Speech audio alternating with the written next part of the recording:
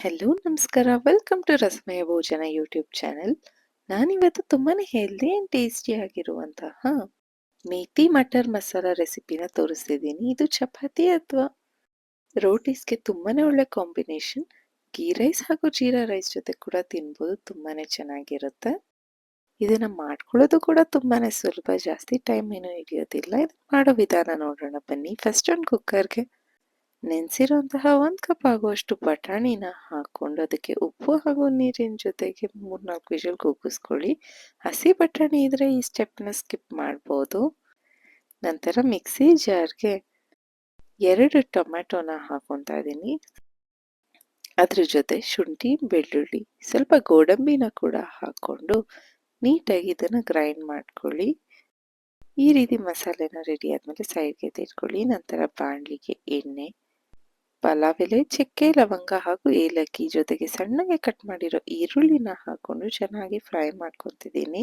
ಈರುಳ್ಳಿ ಚೆನ್ನಾಗಿ golden brown ಆಗೋವರೆಗೂ ಫ್ರೈ ಮಾಡ್ಕೋಬೇಕಾಗುತ್ತೆ. ನೋಡಿ, ಈರುಳ್ಳಿ ಎಲ್ಲ ನೀಟಾಗಿ ಈ ರೀತಿ ಫ್ರೈ ಆದ್ಮೇಲೆ ಸಣ್ಣ ಕಟ್ ಮಾಡಿರೋಂತಹ ಮೆಂತ್ಯ ಸೊಪ್ಪನ್ನ ಹಾಕೊಂತಾ ಇದೀವಿ. ಮೆಂತ್ಯ ಸೊಪ್ಪನ್ನ ಲೋ ಫ್ಲೇಮ್ ಅಲ್ಲಿ ಚೆನ್ನಾಗಿ ಫ್ರೈ ಮಾಡ್ಕೋಬೇಕಾಗುತ್ತೆ. ಇದು ಎಣ್ಣೆಲಿ ಚೆನ್ನಾಗಿ ಫ್ರೈ ಆಗ್ಬೇಕು, ಇಲ್ಲಾಂದ್ರೆ ಕಹಿ ಟೇಸ್ಟ್ ಬಂದ್ಬಿಡುತ್ತೆ.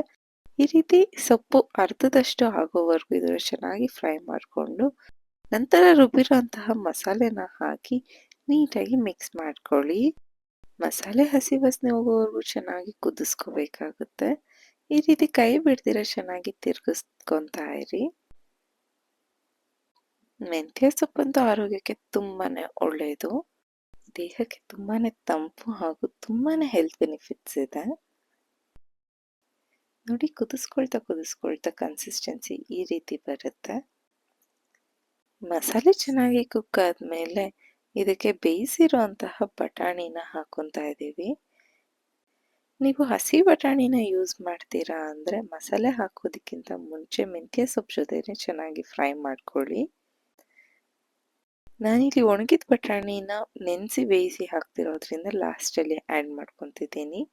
ನಂತರ ರುಚಿಗೆ ತಕ್ಕಷ್ಟು ಉಪ್ಪನ್ನು ಹಾಕೊತಿದ್ದೀನಿ. ಬಟಾಣಿಗೂ ನಾವು ಆಲ್ರೆಡಿ ಉಪ್ಪು ಹಾಕಿದ್ವಿ, ಸೊ ನೋಡಿಕೊಂಡು ಉಪ್ಪನ್ನ ಆ್ಯಡ್ ಮಾಡ್ಕೊಳ್ಳಿ. ಸ್ವಲ್ಪ ಹೊತ್ತು ಮತ್ತೆ ಬಟಾಣಿನೂ ಕೂಡ ಮಸಾಲೆ ಅವ್ರ ಜೊತೆಗೆ ಹೊಂದ್ಕೊಳ್ಳೋದಕ್ಕೆ ಬಿಡಬೇಕಾಗುತ್ತೆ.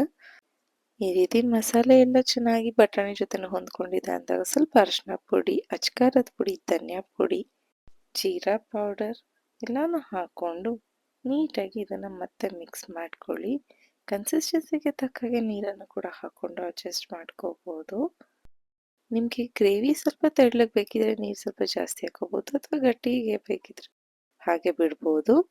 ಲಾಸ್ಟಲ್ಲಿ ಈ ರೀತಿ ಫ್ರೆಶ್ ಕ್ರೀಮ್ನ ಹಾಕೊಂಡು ಒಂದೊಳ್ಳೆ ಮಿಕ್ಸ್ ಕೊಟ್ರೆ ಸಖತ್ತಾಗಿರುವಂತಹ ಮೇಥಿ ಮಟರ್ ಮಸಾಲ ರೆಡಿ ಆಗಿರುತ್ತೆ.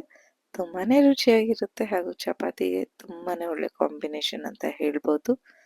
ಈ ರೀತಿ ಎಲ್ಲ ಸೊಪ್ಪುಗಳನ್ನ ನಾವು ನಮ್ಮ ಡಯೆಟಲ್ಲಿ ನಮಗೆ ಬೇಕಾಗಿರೋ ರೆಸಿಪೀಸ್ ಮೂಲಕ ಇನ್ಕ್ಲೂಡ್ ಮಾಡ್ಕೋಬೋದು. ಅದರಲ್ಲೂ ಮೆಂತ್ಯ ಸೊಪ್ಪಲ್ಲಂತೂ ತುಂಬಾನೇ ಹೆಲ್ತ್ ಬೆನಿಫಿಟ್ಸ್ ಇದೆ.